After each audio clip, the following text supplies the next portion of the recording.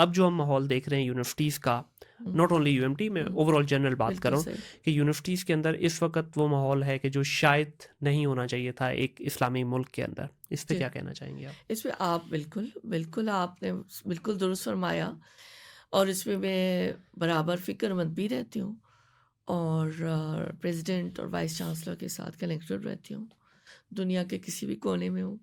मुझे जो मेरे कुछ इस तरह के लोग हैं, ज़ाहिर है यूनिवर्सिटी में मेरा है एक असर है कुछ हम मतलब लाइक माइंडेड भी जी। स्टूडेंट्स भी होते हैं, कुछ और लोग होते हैं। तो मैं ज़ाहिर है मेरा जाना तो होता ही है। तो मुझे जब भी कुछ ऐसा पता चलता है तो मेरी पूरी कोशिश होती है कि मैं उन चीज़ों को कंट्रोल करूँ, कुछ ऐसे इवेंट्स वगैरह। और उसके अलावा जो आपने यहाँ तक बात की, ये तो मेरी अपनी आँखों देखा है। वाइल्म बली, तो हमारे पास ऐसे एडमिन स्टाफ्स होते थे जिनकी ड्यूटी यही थी, जी। जहाँ कोई कपल बन रहा है उनको हुँ, जुदा कर दो। बिल्कुल ऐसे ही है। और ये कि वो सारा कुछ, तो वो चीज़ें अब बहुत ज़्यादा मुतासिर हुई हैं, मैं फ़िक्रमंद भी रहती हूँ और इस पे मुझे बहुत अल्लाह से खौफ भी आता है कि मतलब ये चीज़ें हमें मतलब इनको अपने मशवरे में देती हूँ, अब वो कैसे इम्प्लीमेंट होते हैं या कब इम्प्लीमेंट होते हैं, ये उम, सोचने की बात है। It is a question mark actually to the entire education system, yes, क्योंकि इस वक्त बड़ी माजरत के साथ थोड़ा तल्ख लफ्ज़ यूज़ करूँगा, इस वक्त यूनिवर्सिटीज़ जो हैं वो एजुकेशन से ज़्यादा फहाशी के अड्डे बने हुए हैं। अब जी, इसके अंदर देखें, कुछ हद तक तो आप लोग कंट्रोल कर सकते हैं, जी। बट मुझे अभी भी याद है उस वक्त जब हम यूएमटी में थे तो इसको कहा जाता था, ख़ास तौर पे यूएमटी के अंदर जो है ना, हुँ, लाहौर से बड़े कम स्टूडेंट थे, जी, ज़्यादातर जी। बाहर से आते थे अच्छा, और पेरेंट्स बड़े प्राउडली भेजते थे जी। बच्चों को, ये बड़ी सेफ़ यूनिवर्सिटी जी, है, जी, जी, जी। जमीयत का नाम जुड़ा हुआ था जी, बड़ी अच्छा, सख्ती है, तो पेरेंट्स बड़े प्राउडली भेजा करते थे। अब बहुत सारी यूनिवर्सिटीज़ हम देखते हैं, मैं बगैर किसी का नाम लिए, मतलब वहाँ पे सिर्फ नाच गाना हो रहा है, वहाँ पे सिर्फ और सिर्फ ऐसी एक्टिविटीज़ यूनिवर्सिटी के एंड से ऑर्गेनाइज करवाई जा रही हैं कि जिनके ऊपर सिर्फ हम शर्मिंदगी कर सकते हैं। तो अब ये एजुकेशन सिस्टम जा किधर रहा है हमारा? ये बहुत ज़्यादा ही लम्हा फ़िक्रिया है और जब भी हमारी बोर्ड की मीटिंग होती है और हम लोग, मेरा ख़्याल है 60% से ज़्यादा तो हमारी यही कंसर्न होती हैं हुँ, उसमें। मैं भी हूँ, डॉक्टर अहमद मुराद हैं, इब्राहिम हसन है और भी जो हमारे मेंबर्स हैं और हम इन बातों को लेकर पूरा मतलब इसके ऊपर ज़रूर बात होती है और मज़ीद इस पे मेरा ख़्याल है कि मैं इसके ऊपर हमें ज़रूर मज़ीद कुछ इक़दामात करने होंगे और ये जो आजकल ये जो सब कुछ हो रहा है, ये बहुत ज़्यादा तकलीफ़देह है और इसमें देखिए ना, इसमें सबसे पहले तो वालिदैन, बिल्कुल सही। सबसे जो बुनियाद होती है ना, वालिदैन की तरबियत होती है, घर। और उसके बाद जब जिस इदारे में आप जा रहे हैं, लेकिन जो बीज पड़ता है ना, जिससे पौधा परवान जी। चढ़ता है, वो बीज तो घर में ही होता है ना, हुँ, वहीं बोया जाता है। और आधा वक़्त से ज़्यादा तो आप घर में होते हैं। चलो बिल्कुल। आधा सही, अगर ट्यूशन्स को भी आप कर दें प्लस माइनस, तो मैं समझती हूँ सबसे पहले तो वालिदैन और फिर असातिज़ा। बात ये है कि असातिज़ा खुद भी तो तरबियत याफ़्ता नहीं है, हुँ, हमें तो उन पे काम करने की ज़रूरत है। बिल्कुल सही।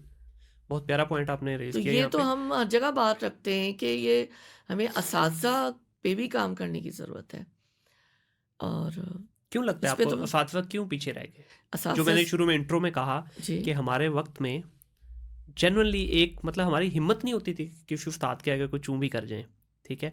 आज बच्चा कहता है जी मैं फ़ीस दे रहा हूँ, मैंने तो खरीदा हुआ है। और उस्ताद भी कहते हैं ठीक है यार, हम we are getting paid for it, it's okay, we don't need respect. क्यों ये पैसे की हवस, ठीक है सबकी ज़रूरत है, जब जब जिसको इंसान को अल्लाह ने पेट लगाया उसकी ज़रूरत है, बट ये हवस में क्यों कन्वर्ट हो गया? अब इसमें इसलिए कन्वर्ट हो गया कि ये हम सारा आर्टिफिशियल एक और सुपरफिशियल मटेरियल चीज़ों में, कमर्शलाइजेशन में सब तरफ मादा परस्ताना जी। ज़हनियत हो गई और दीन और दुनिया के दो खाने हो गए ना, हुँ, जो खाने बना लिए ना हमने, ये थोड़ी है कि कैद में रहे हैं। मतलब इसी दुनिया को ऐसे बसर करें कि वो अल्लाह नाराज़ हो, लेकिन वो मैसेज अगर पहुंचा होगा तो फिर होगा ना। हुँ, देखिए ना, वो पूरा लाइफस्टाइल है हमारा, हमारी रिलेशनशिप्स हैं, हमारा बर्ताव है हमारे घर वालों के साथ, हमारे जो टीम वर्क और टीम के लोग होते हैं उनके साथ, तो लेकिन असल में पहुंचा नहीं है ना। तो मैं तो अपने आप को ही कहूँगी, और हम जैसे जो लोग हैं, और आप माशाल्लाह नौजवान हैं, मैं आपको सराहूँगी कि आप इस बात को समझते हैं, और आपकी मतलब बहुत ज़्यादा इस चीज़ को और आगे लेके चलना चाहिए कि हमें इस वक्त हमारी जिम्मेदारी कई गुना बढ़ी हुई है। बिल्कुल ऐसे ही। कि मुझे तो यही लगता है, कभी-कभी मुझे इधर उधर से सुनने को बातें मिलती हैं कि क्या कर रही हैं, क्या कर रही हैं, क्या कर रही हैं, अपनी बात तो नहीं करनी चाहिए।